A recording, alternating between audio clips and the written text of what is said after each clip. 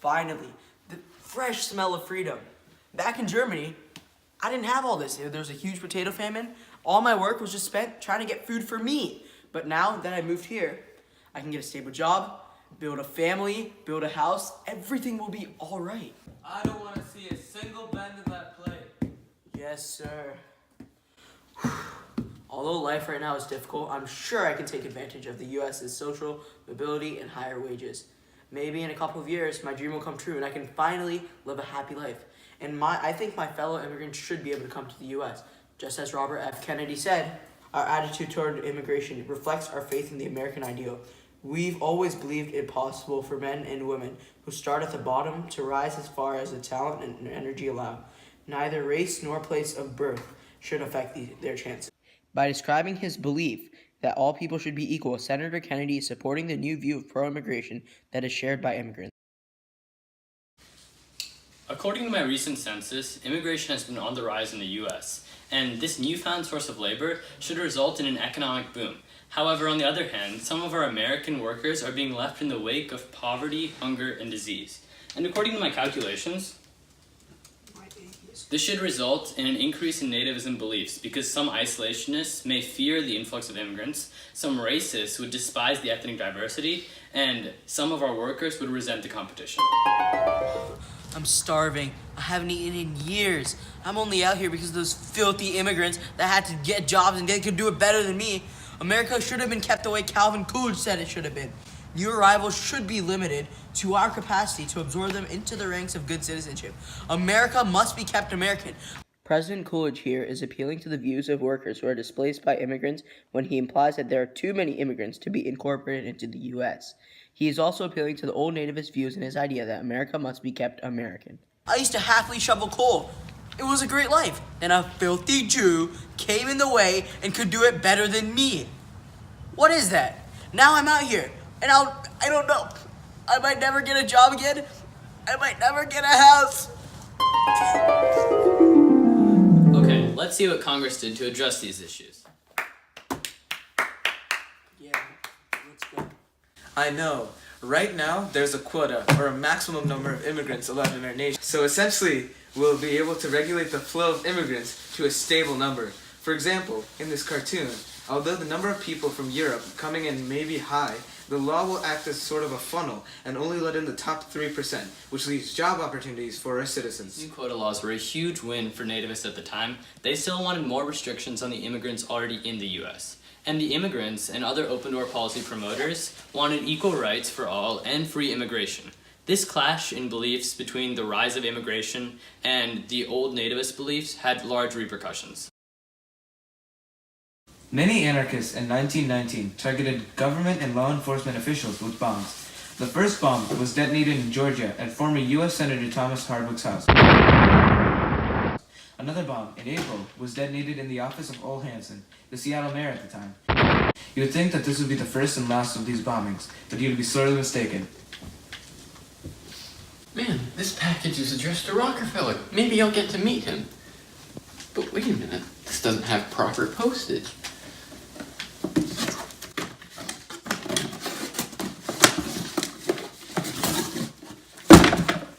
It's a bomb!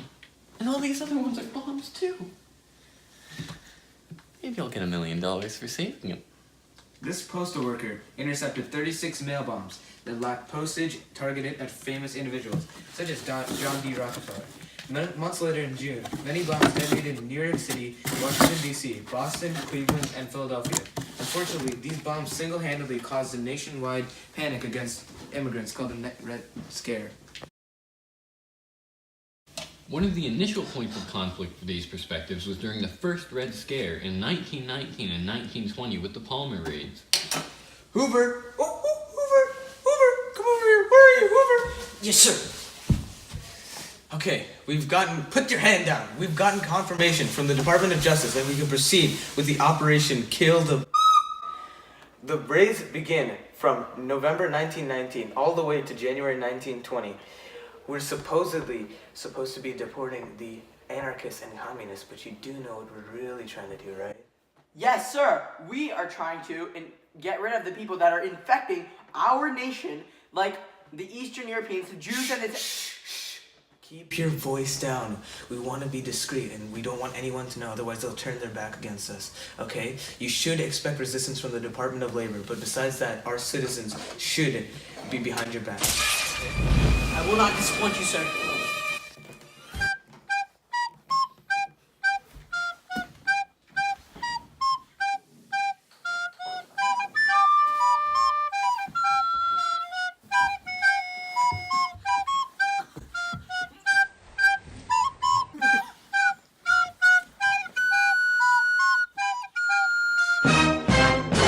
Whoa! Get down! I don't know anything. You are under arrest for communism. Raids like this against immigrants under the pretext of communism or anarchy during the Red Scare sparked worldwide protests and bombings, effectively erupting as a conflict between old and new ideas on immigration.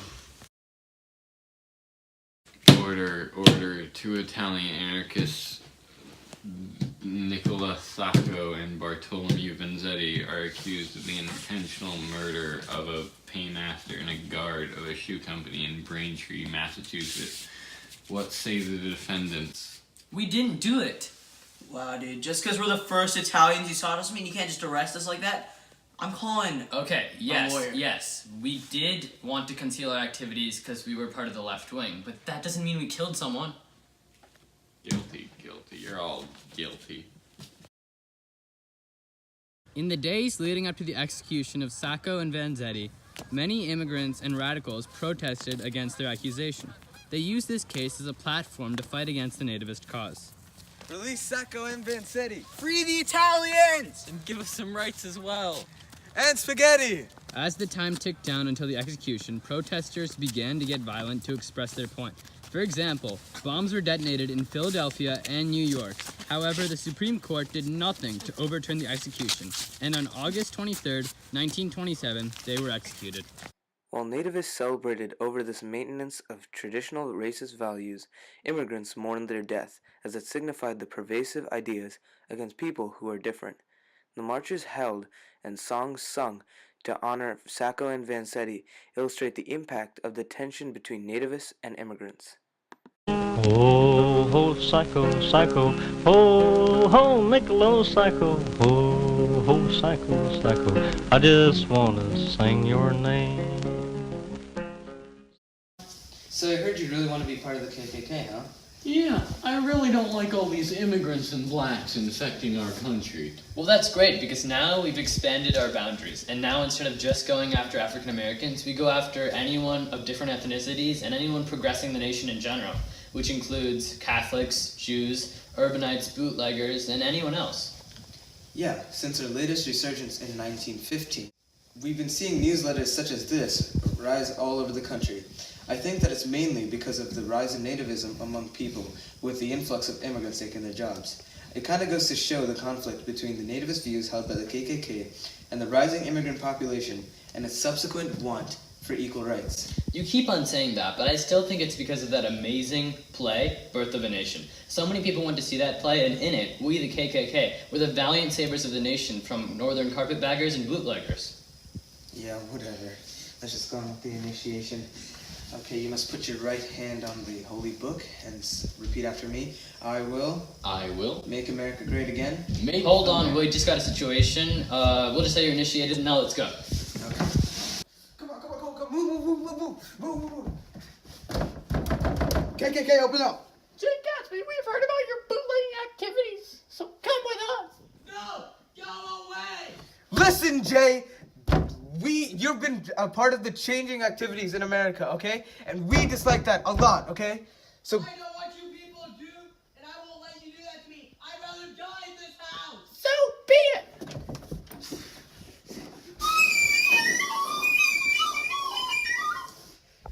Attacks like these took place all over the country and illustrated the clash between those that wanted America to stay an agricultural white supremacist land, such as the KKK, and those that wanted it to become a racially diverse, urbanized nation.